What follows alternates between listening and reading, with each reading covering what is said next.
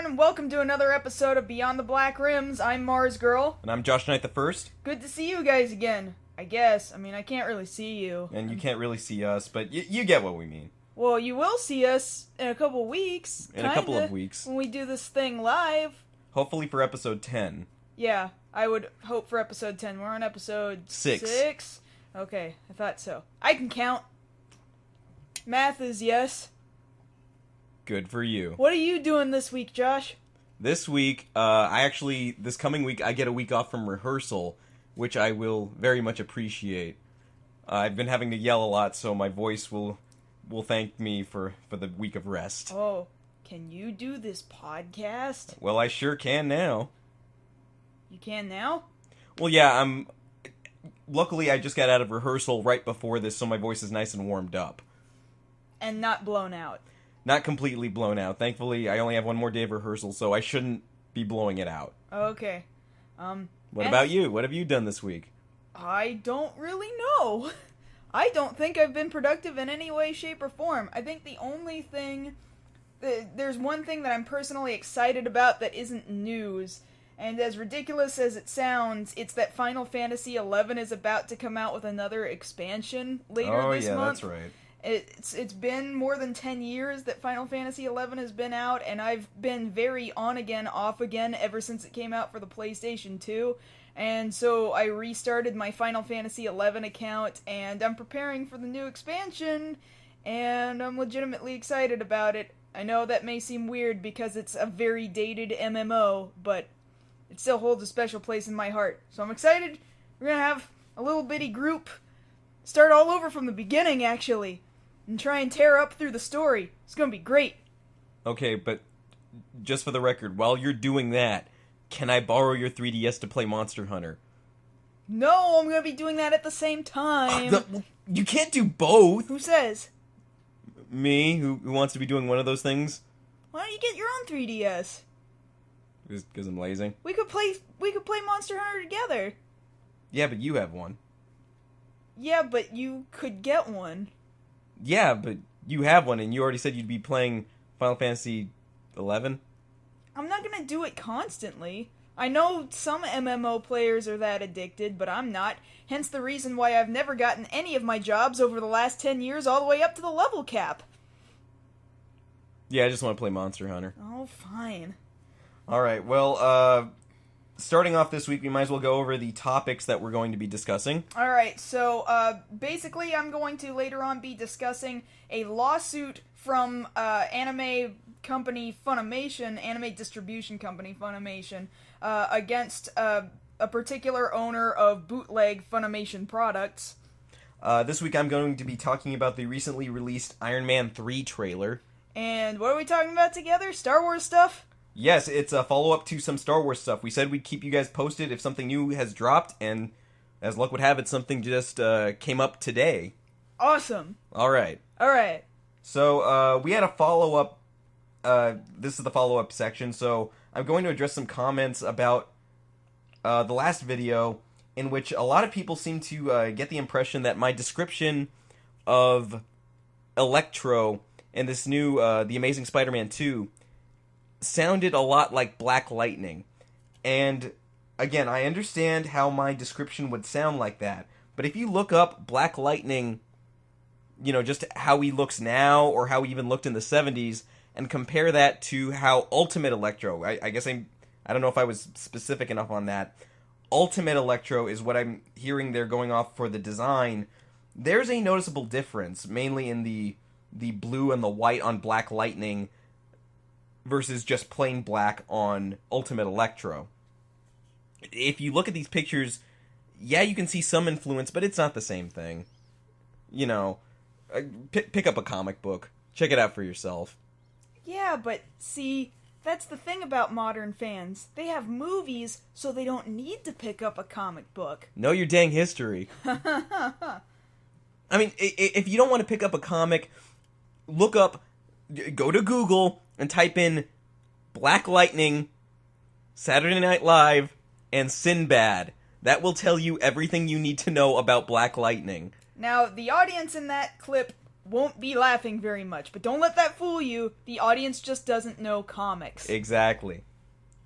If it makes it any better for you, Black Lightning, the concept of him was what they used to make Static from Static Shock. Yeah, but Static Shock is so lame. He's alright. No, he's not. He needs Batman to rescue him every 3 episodes. But he's got I can't even remember his name anymore. Was it Glitch? What, his Gizmo? sidekick? Yeah. Yeah, Sidekick's way cooler than he is. I'm not arguing that, but he's got him. He doesn't need Batman. But obviously he does need Batman because he shows up all the time. No, he doesn't. Green Lantern shows up the other half of the time. You see, he can't do it himself. He's got like a friend sidekick thing who's way cooler than he is, and he needs to get rescued by at least 2 other better heroes all the time. What exactly makes Black Lightning so cool? He's Black Lightning. Or not Black Lightning, Static Shock. Oh, Static Shock? Well, he's cool.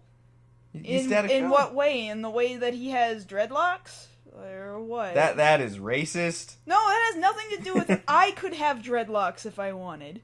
I don't. But you could. Gear, that was his name. Gear. Yeah, Gear's way. Why isn't he a main character? Why? Surely somebody has made a comic just about Gear. Somebody has to have. Honestly, I don't have that information. Maybe you should ask Linkara. Hey, audience, do you know if... You just talked to him like less than a month ago. Do you guys know whether or not Gear has a comic? Leave a comment below. Anyway, is that it? Yeah, that was pretty much it. Okay. Look it up. A Google search will show they're not the same guy. So, in any case, so I'm here to talk to you guys today about Funimation. And Funimation... You should be watching. Oh, don't you do that. Don't you do... It's thinking. My God, we're surrounded. All around you. Oh my God. All these different catchphrases from different companies that are nothing but scary whispers. Actually, what's kind of funny is that recently Funimation put out a survey to all of its viewers, and it asked about what do you think about our catchphrase, and one of the selections in there was, I think the whispering is creepy. So they're aware. Good. In any case, so Funimation, right, American anime distribution company, they're pretty much, at this point in the US distribution game, top dog. Yeah. They have... Them and maybe, Viz? Yeah, them and Viz are just about neck and neck at this point. And then you could argue that Sentai Filmworks has some foothold, and, Anime Works, I guess, for stuff that's slightly lesser known most of the time. Basically, they're the top 3. Yeah, so... Well, Funimation likes to throw out lawsuits as of late. This, I think, is pretty legitimate. They went to a particular anime convention in Colorado, and it's run by this person by the name of Miller Isaiah Timmons.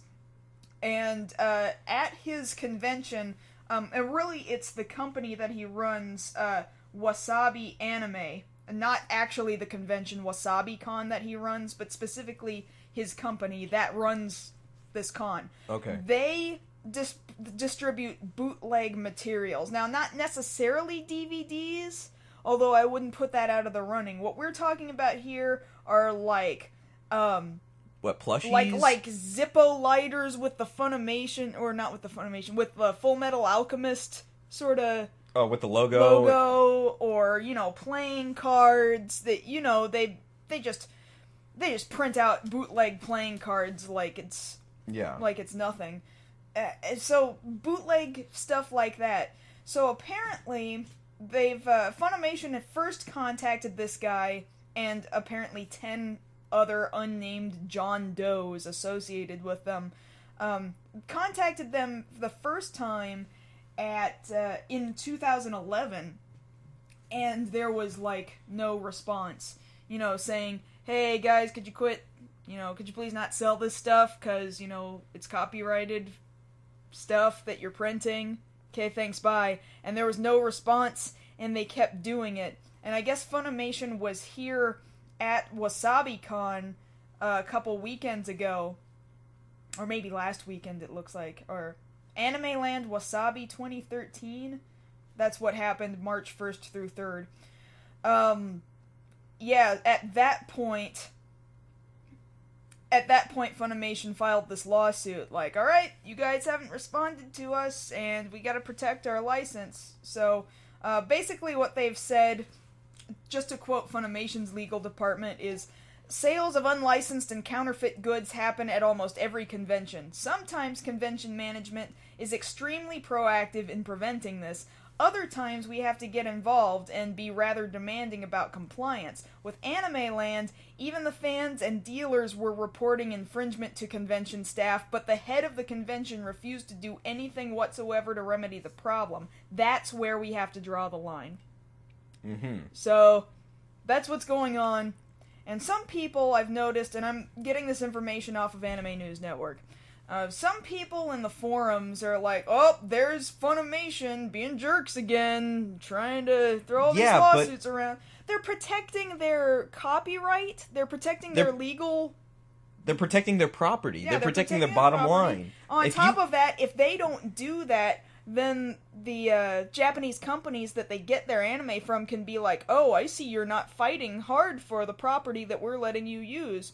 We're not going to let you guys license it. Yeah, we're not going to relicense with you guys again. So, they have to. If we want to keep seeing this anime in the States, they pretty much have to be jerks about it. Now the thing about it is, some people will be like, hey, you guys are being jerks, but no, you have to understand what they do right now, being one of the top 3, they didn't just get there on their own. It wasn't just, Dragon Ball Z and Yu Yu Hakusho. It's that plus licensing all these other ones that got let loose by, like, Geneon when it went under, or Bandai Entertainment when they stopped printing discs, picking up all these other series. They're providing a necessary service.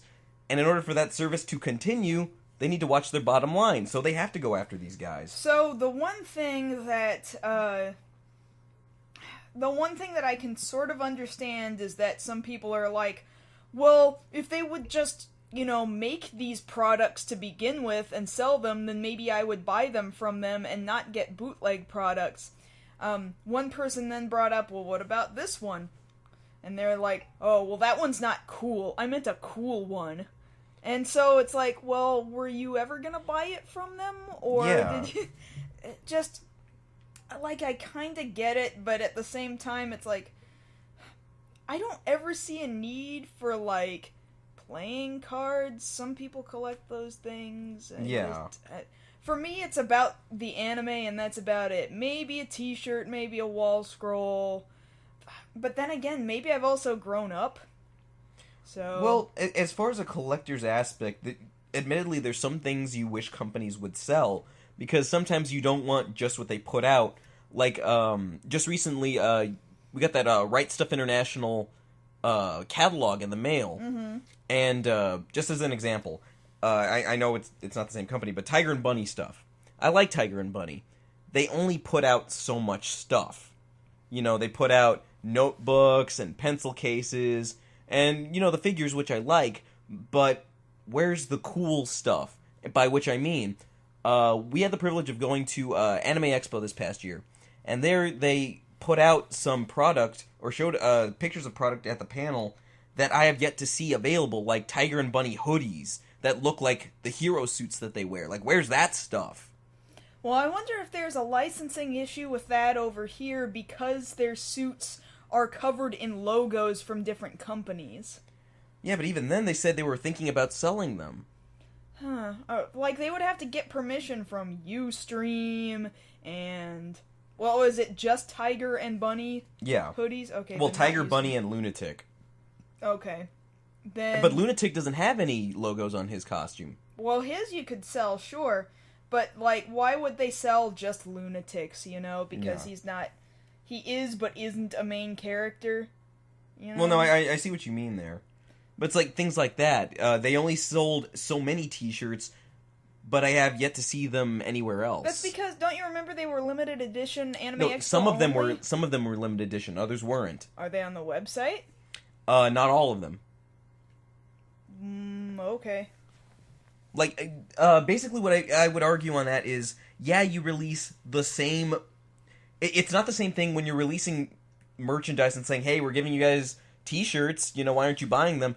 But it's not the same thing when it's the same picture every time on every t-shirt. Yeah. We kind of want to see something a little different. Mm-hmm.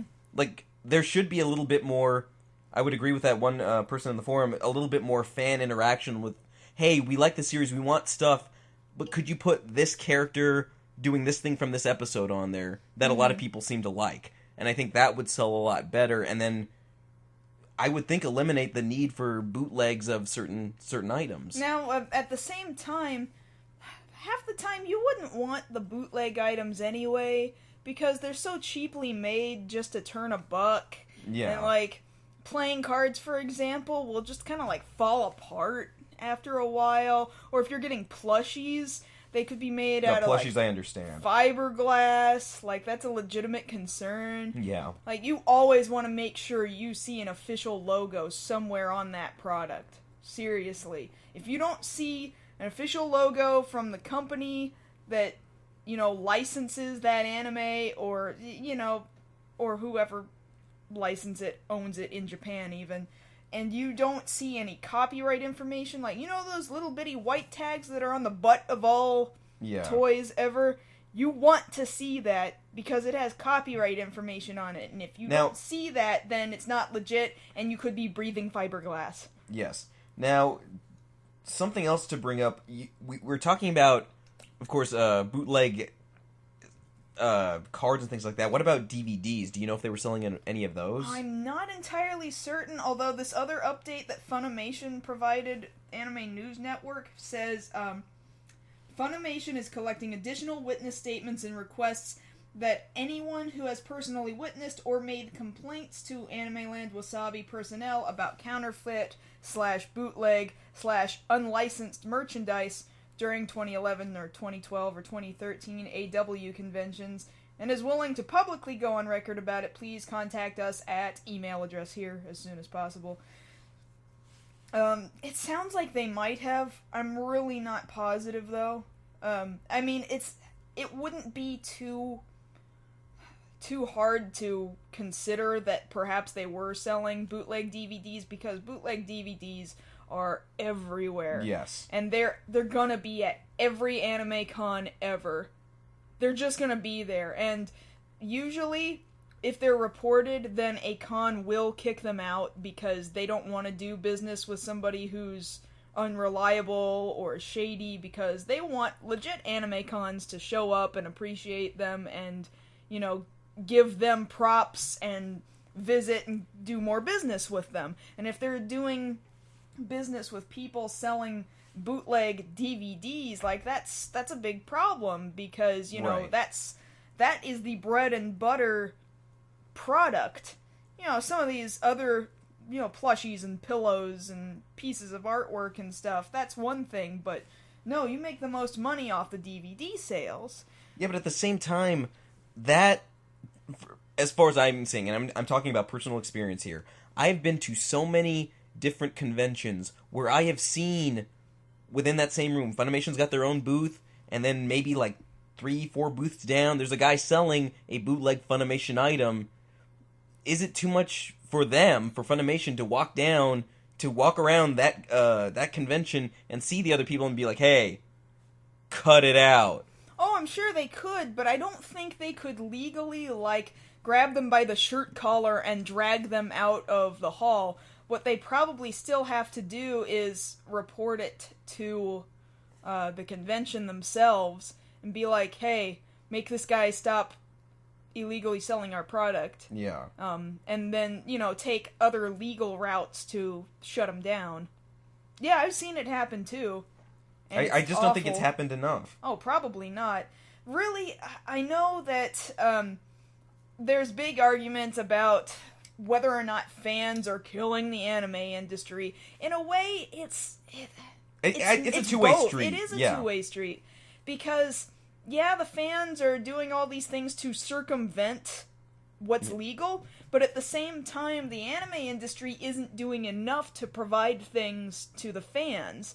They're not doing a good enough job at protecting their licenses, and they're not doing a good enough job at bringing material to the fans quickly, efficiently, and giving them the products they want. Although I'm personally satisfied just with DVDs. I'm to a point where if I want to collect something, it's probably just going to be the show. If I want a game, if I have to deal with only getting the game used and maybe not in its box, if I want the game that badly, then I'll just have the game, whatever. Yeah. But, you know, a lot of people with far more disposable income, I know, see otherwise. And yeah, that's important to them, and the industry should be doing more. But fans should also quit being jerks. I agree with that. Just in general, fans just don't be jerks. Fans don't be jerks, and industry don't be a jerk either. Everybody just don't be... How is it that they put it in Bill and Ted? Be cool to each other. Right? No, be excellent. Be excellent. Yeah, how did I get that wrong? Oh my god. I don't know.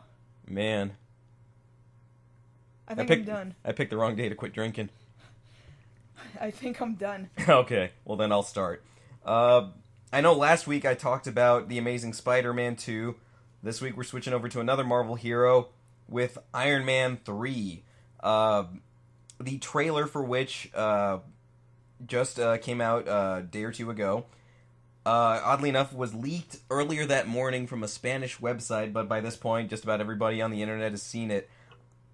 I'm hyped for this because I've been a fan of this series of the movie series. Admittedly, I will go on record right now saying I haven't read nearly enough Iron Man. I've read some, but it's a nice thing for me when I can talk with my dad, who admittedly doesn't say much, but we can bond over Iron Man. So, you know, when this movie comes out, I'm going to take him to go see it.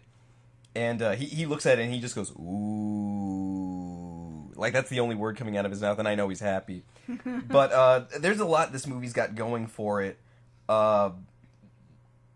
Specifically, and I'll get right to it, the money shot at the end of Tony and Rhodey in trouble, and you see, like, what seems to be to me at least 20 of his different armors come flying at the screen, more than likely on remote control to come help him. And it's like, yes, I want that.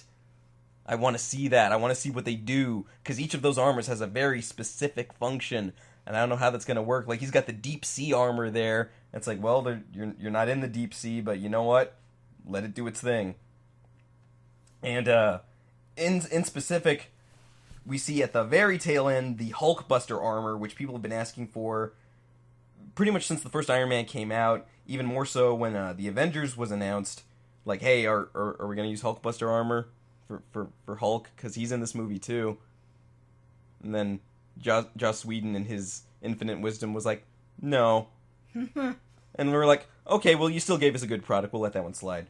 But there's a lot I like about this movie. I like that they're focusing more on him as a character, the weight necessarily of Iron Man, what it means to have to protect all these things with all this technology. I think that's the only thing that has me going for it, because I'm not very much of a comic book movie sort of a person, and I see where people are going, whoa, at all these different flashy things, and I'm just sort of like, yeah, I see your CG, you did a good job. I mean, I'm not hating on it, it's just like, that's not what would pull me in. Okay, it's just not. But you say now that you would still watch this. Oh yeah, of course. Now, comparatively, this versus, say, the first 3 X-Men movies, you've said to me several times that you haven't even seen those. Nope. Don't plan on it either. And why is that? I don't know. I don't care about them. So what made Iron Man any different for you? Friends. That's it? Yeah, I didn't have friends when the first X-Men movie came out. Okay, but you have friends now. Yeah, the argument you were trying to make there completely fell flat. I'm sorry. Okay, great. But no, there's that going. Why don't you make that argument? Why don't you make that comparison between the story of X-Men and the story of Iron Man? Well, that's kind of funny, because Iron Man, it's just one guy. The X-Men, it's a bunch of people. You didn't have a bunch of people to go see X-Men, but you have a bunch of people to go see Iron Man. It's kind of I don't ironic. think that was the argument you were trying to make. I think the argument you were trying to make was that X-Men doesn't have a good story. Well, yeah, well, That's a whole nother argument right there, whether or not it was a good story or not. I'm not saying it was, because it wasn't. But I'm trying to focus on this one. I'm glad that finally, after 3 movies, they're doing the right thing and they're bringing in the Mandarin, played by Ben Kingsley. Some people are like, he's not Asian enough, and it's like, hey, do your homework. He's half Asian. It's okay. Well, if they made him too Asian, because, like, when did Iron Man first come out? I mean, come on. 64 or something like that? Yeah, comics were still quite racist. Very, very racist. Old art of the Mandarin is very ching chang chong, and it's terrible. No, I understand. Offensive. He looked, in his first appearance, he pretty much looks like Ming the Merciless from Flash Gordon. And of course, over time, he's kind of evolved, but the thing I like is that in seeing Ben Kingsley for the first time when they let the picture out, they got just the right mix of everything he's ever been. Mm-hmm. So you can look at him and be like, and if you know enough about comics, or heck, if you even watched the old 90s Iron Man series, you're like, oh yeah, that looks like him, okay. So it's the thing I like about Iron Man, is that they're getting just enough of the story to draw in new fans, people who don't know anything about it, but people who are, rooted in this, have been reading for all these years, are like, you know what you guys are doing, I see what you did there, and I respect that. And really, it's the thing about Iron Man in general, as a movie, because you think about it, Iron Man was a second-tier hero up until that movie. You kind of knew about him. He was in that, the Captain America and the Avengers arcade game. He had an animated TV series. Right, but other than that, what did you know about him? He had an animated TV series. Exactly, but kind of like the thing I was saying about acting, as far as the villains for Spider-Man 2 are concerned, Robert Downey Jr. has knocked this. He is Tony Stark. He has embodied the character so much, it's hard to tell the difference between the two when they're out in public sometimes. We've lost Robert Downey Jr., basically. But we've gained Tony Stark. I'm not so sure that that's an equal trade. Well, how do you say? Why? Well, because Tony Stark is kind of a D-bag. Yeah, but he's a well-meaning D-bag with a cool set of armor. Several cool sets of armor. I don't know if he's that well-meaning. Well-meaning enough when he's not on the sauce. Meh. I'll still watch it for the story, but I don't personally like him as a character, and I never have. See, that's the funny thing about it. Stan Lee commented once that he made Tony Stark on a bet. Somebody bet him, I bet you can't make a hero that people will hate his character, but they're going to like him anyway. And Stan Lee was like, you're on, and then he made Tony Stark. Well, it worked for them. It didn't really work for me, but... And you still paid money to see those movies. Yeah, because I had friends to go see them with who were excited about it. Otherwise, I probably wouldn't have seen it. But I wanted to see Captain America, because I like Captain America. Well, there's nothing wrong with liking Captain America. And I like his personality. I like his character. But see, that's the nice thing about that, too. In the Avengers, they played off each other so well, especially in that argument scene. Yeah. Just prior to Iron Man, Captain America was more the ringleader than anybody else. Oh, yes, very much so. And now it's almost like Iron Man took the forefront in that regard. Well, mainly maybe not so much in the I can see where you would movie, say that. But...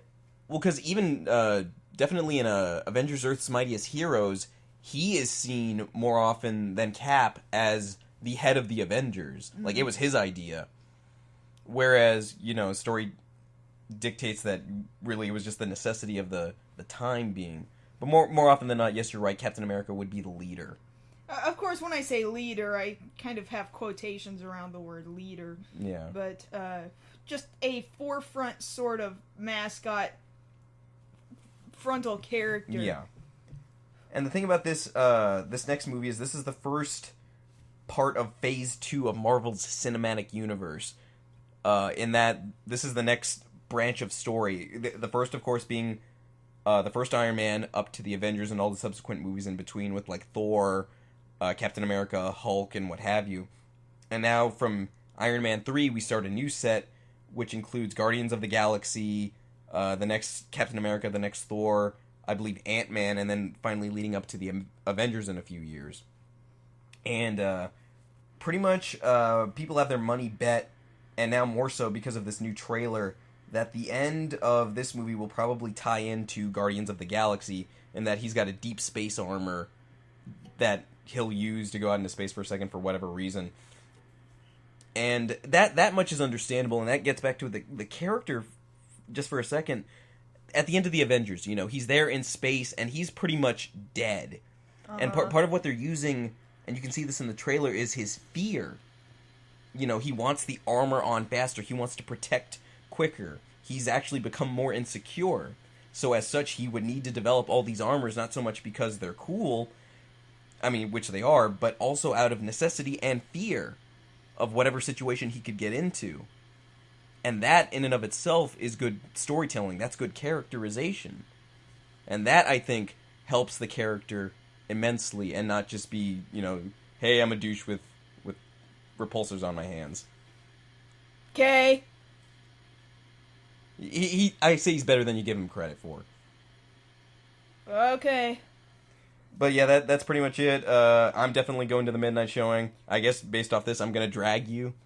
Well, not that you're gonna drag me. It will be fun. It's just that without further motivation, I probably would not have gone even to the first one. Fair enough.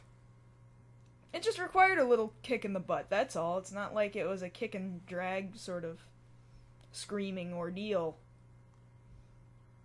Iron Man. Okay. I know that song is called Iron Man and all, but it has nothing to do with Iron Man, and I think it's almost playing into it too much. It's almost embarrassing. It belongs there. No, it really doesn't. Yeah, it does. Nah, I beg to differ. No, it belongs there. I don't want to talk about Iron Man anymore. Okay. I'm bored. You want to talk about Star Wars? I want to talk about Star Wars! Well, let's talk about Star Wars! What are we talking about? Well, a couple of weeks ago we did talk about Episode 7 and all of the different theories and whatnot going into that. Well, just today, pretty much from the quote-unquote horse's mouth, George Lucas let it slip that pretty much 90% on this, Mark Hamill, Carrie Fisher, and Harrison Ford are set as the principal cast of Episode 7. The principal cast, not just like, oh, they show up so that the new heroes can go be amazed by their existence. No, like they're in. As in, this is still a story about Luke Skywalker, Han Solo, and Leia Organa. Solo. Organa Solo. Because they get married. Well, I know they eventually get married, but I guess they would have to be married by this point. Well, yeah. Due to their age. So it is about them still. Yes, and I'm... yes! Yes! Woo!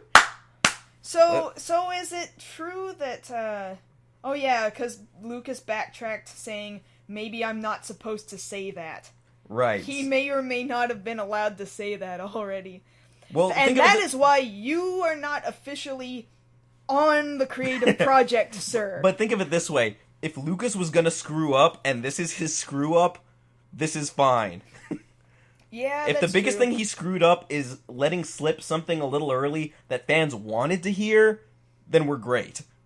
Yeah, we're gold. Admittedly, I think it would have been really hard for it not to have been a story about the Skywalkers. Right. I mean, the whole universe is based around them. Now, we were just talking about this... Wow, the universe revolves around somebody. That's crazy. Well, actually, that's kind of the way he wrote it. It is a little bit. Now, the thing I'm thinking about... We were just discussing this the other day. I mean, not on air, of course, but it's public knowledge. They're old. Yeah. They're old now. We were looking at recent... We actually have a recent picture of them in front of us right here. And, Admittedly, this particular picture I'm looking at, Mark Hamill looks the worst, when usually I'd say it's Carrie Fisher that looks the worst. Well, Carrie Fisher's lost a lot of weight recently. That, and it's cool for her to wear makeup, because she's a woman. Yeah. But, like, it's kind of hard looking at it, because if you look at them now and compare them to, say, the covers of any of the expanded universe stories, whether it be a book or a comic, they still have a tendency to draw them around the age they were at, say, Return of the Jedi. Well, that's because most of those books were written even before the prequel trilogy. And now, granted, I think some of that artwork still matches Harrison Ford pretty decently. Yeah. Like, he aged directly into what you thought he was going to age into. Which is great. Just time hasn't been so kind well, on Mark Hamill, because I don't mean this in a mean way, but to be fair, Harrison Ford didn't do a bunch of drugs or didn't get in an accident. Well, I was actually about to bring up the accident, because, like, even in, like, Return of the Jedi, you could already see a little bit, like, oh, you're not the pretty boy you were a couple years ago, oh, I'm sorry. Like, he still looked pretty good, but he was also young, and now he has aged with the accident scarring. Yes. Now, remind me again, what was the accident that he had? Was it a vehicle? I'm trying to remember. Well, you get on that for a second. But point being, my question, of course, was how are they going to handle this? So, they have a couple of options. First, of course, being makeup. You know, Hollywood has this ability nowadays to do wonderful things with makeup, or they could do the digital touch-up route, similar to what they did with Patrick Stewart and Ian McKellen in X-Men The Last Stand right at the beginning of the movie. It was the actors portraying the roles, or even in Tron Legacy with Jeff Bridges. You have the actor playing the role there, and then you go in and kind of Oh, by the way, I was right, it was a car accident. Okay, anyway. Car accident. But yeah, you go back and you just kind of take away some extra lines and give them a little bit more smooth in the face. So that is an option. It has been done before. Yeah, well, in Tron Legacy, I thought it looked really jarring because it was super noticeable to me. Well,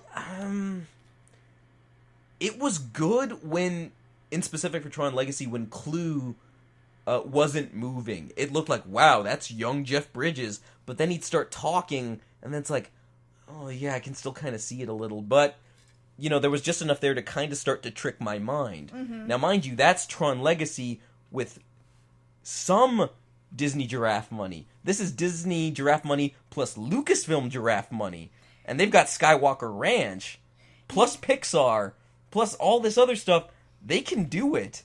Well, at the same time, like, well, you saw the CG that they did for all things Star Wars, for re-releases and stuff. Adding CG to things didn't make it better. And it was always really obvious to me, even though, like, it looked really clean, it looked really pretty, but it was like it was so pretty that it was obvious it wasn't real.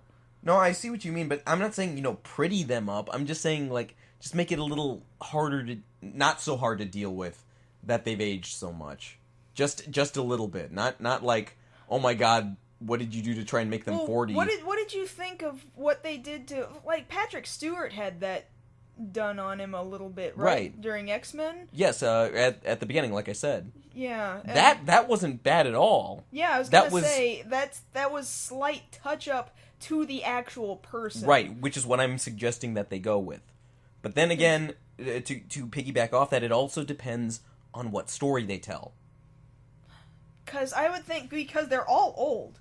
They all look about the age that they in fact are.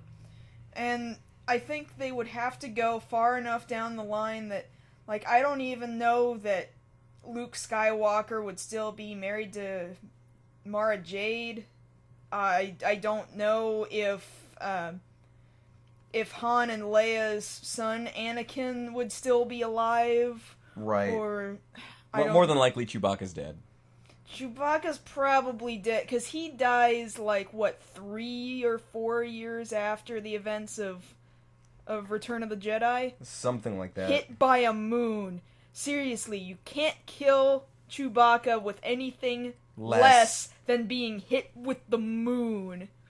That is hardcore, and I will continually talk about how hardcore that is. Like, but, part of me would be willing to bet that, like, people are gonna be wondering, what happened to Chewie? And then they're gonna have to bring it up. Well, they're gonna have to go into a flashback of some point, and you're gonna see... But you understand that as soon as any bootlegs of that scene get out, that will be gifted so hard and reblogged so many times on the internet, on Tumblr and Reddit, that it will just be everywhere. Oh yeah, of course. People are going to be wearing brown rubber band straps around their wrists, furry ones to remember Chewie by. Oh man, can we start making those ahead of time? We get Wait, on has nobody done that yet? We get on that right now, we will be so freaking rich. Oh my god, you're right. But then again, bootleg items, we just talked about that. Yeah, but come on, like, we could have written on it, live How do you spell that? with lots of K's. I thought it was G's. Well, lots of Y's, I think. It's lots of Y's. I think Kashyyyk has like 3 Y's. Okay. Well, yes, if you can find the materials we need and a place to print them all out on, we can get them up somewhere. I wouldn't do it. George Lucas would sue me. Disney would sue you. Disney would They sue can make me. you disappear. They sure could. Guys, if you don't hear from me after this, you know what happened. I'll still be here because nobody knows who I am. People are starting to know who you are. But, yes, more than likely we're talking about, the second Civil War that they'll probably have to go with on this? I think this is... the second Galactic Civil War. I think this is kind of funny how George Lucas says, we've already signed Mark and Carrie and Harrison, and then he's like, or we're pretty much in the final stages of negotiation, so maybe I'm not supposed to say it. I won't say whether the negotiations were successful or not. No, Well, George. Now, if you read that, it goes into a little bit about they had already been talking to them even before the Disney deal went down. The acquisition of Lucasfilm. Well, kind of like what I think we've said before is that... But this proves it. Well, yeah. What this means, what it's always meant, and especially in my mind, is what it always meant. Because the date of Episode 7 is approaching too quickly. It was like, how are you going to film and release Episode 7 in only 2 years? You are Lucasfilm. You will want to have like 7 different ranches, right, rendering at light speed constantly around the clock for 5 years to do whatever it is you're planning on doing. How are you doing this in 2 years? Something had to have happened. Like, as soon as we found out that Disney acquired Lucasfilm, that same day they were like, oh, and we're releasing a new trilogy, and it's coming out in 2 years. What haven't you told us? Well, see, this is kind of the funny thing about that, because this is kind of like that moment in some movies where it's like, hey, there's this big thing coming right at us. Little did you, the public, know, is that we've known about this for a while, and we've been working on, like in, Deep Impact, where, they finally tell the world, hey, this asteroid's coming, it is gonna hit us. Little did you know, we've been working on these caves to hide in. And it's like, what? you guys are, what? But see, in that sort of situation, like, you can't tell the mass public, or else they would have panicked way ahead of time, and the world would have gone into chaos. But man, just for a piece of entertainment, they had to have had a tight lid on it for a couple of years. They had to have. And yet, right now, after some news drops, Lucas can't keep a lid on his own mouth. Well, he probably, up until it got handed over to Disney, he probably had somebody else there like, George, you can't say anything. I'm serious. Like, somebody had to have been standing next to him with a gun at his head. Like, you are not going to say anything. You are not leaving this room. We will get you whatever you need. We're going to get you a big gulp and a bag of Arby's. And you're going to sit here like a good little boy until we're done with this merger. And then you can talk. And even then, it's like, alright, now just try not to say anything. And then they think that it's okay to walk away. And then he's like, oh, are they gone? Oh, finally. Yeah, so anyway, Mark Hamill, Carrie Fisher, and Harrison Ford... George, what did we just tell you? Oh, Oh, you You guys. still got that Arby's sauce on your mouth. What the hell? Oh, you guys were still there, huh? Yes. Well, hey, if you give me a napkin, I'll try and be a little better. The cheese isn't gonna help, George. You let it out of the bag. Bad George. Bad George. All right, me and my second chin are gonna go hang out over here in Lucasfilm corner. Okay, you do that and get some flannel on that chin. I think we pushed this as far as it can go. Well, at least now we know Lucas isn't pushing it as far as it can go. And that's the good thing. We've got our 3 main guys back. And, well, 2 main guys, 1 girl. We've got it in better hands. The news just seems to be getting better on this. I can't help but still be filled with wonder and amazement at what J.J. Abrams could possibly do with it. Just because, oh my god, it's not under George Lucas? Now granted, actually not all of the original trilogy was completely directed by George Lucas. He was producer. Yeah. Producer's still actually, in some cases, more important than director, but now he's not doing either one of those things. Supervising is not directing or producing. Yeah, because you can still get your job done. Like, every so often you have a bad supervisor and you know not to listen to them. Because you need to get the job done. Yeah, so, I can't even, I'm both excited and terrified at the same time, only because it's strange territory. That's it. But otherwise, I'm excited. I am excited. And in the grand scheme of things, we don't have to wait all that long because, like I said, it just creeped up on us like, yep, this is dropping in 2 years. Whoa, mind blown. And I guess from this point, yeah, we'll probably get some more casting news as time progresses. Really, what I'm interested to see is, of course, 1, what's the story they're going to go with? I just want to know what part of the timeline it takes place in. That is the biggest thing I want to know. And then 2, visually, because, J.J. Abrams does have kind of his own style, what is it going to look like melding that with this? Is it going to have shaky cam? I hope not. Is it going to be...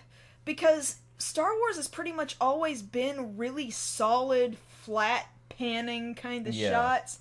Is it still going to have George Lucas wipes?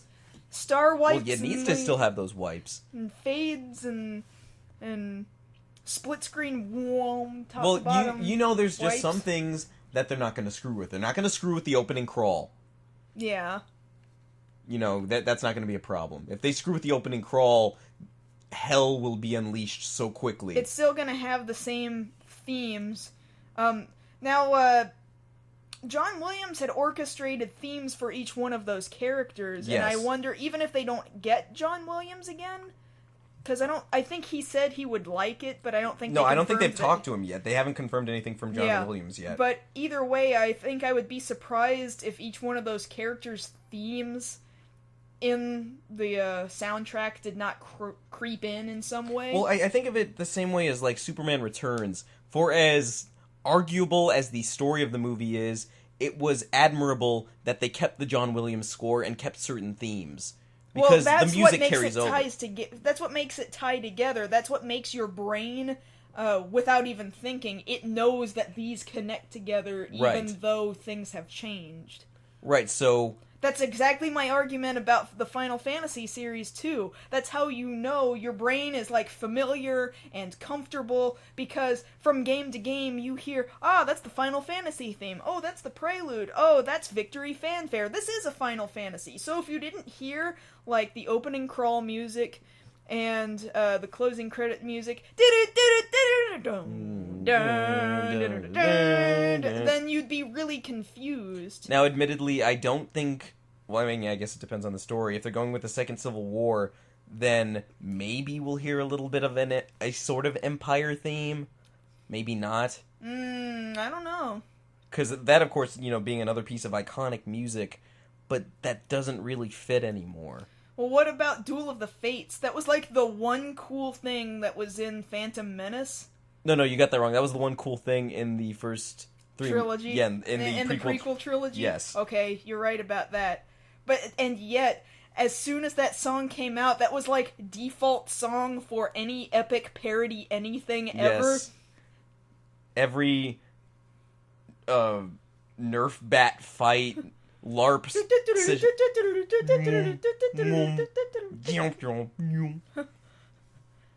yeah. So maybe some Duel of Fates? Well, no, at the very least it gives an opportunity for new themes, for new characters too, because we might be, like you say, we're dealing with their kids too. More than likely. Yeah, now they have children. They have to have children at this point. So, we get to see some of that, and then from there, we haven't even talked about that, and I guess we're running out of time, but we'll probably get into it at a later point. The actors or actresses that they will have to cast as their children.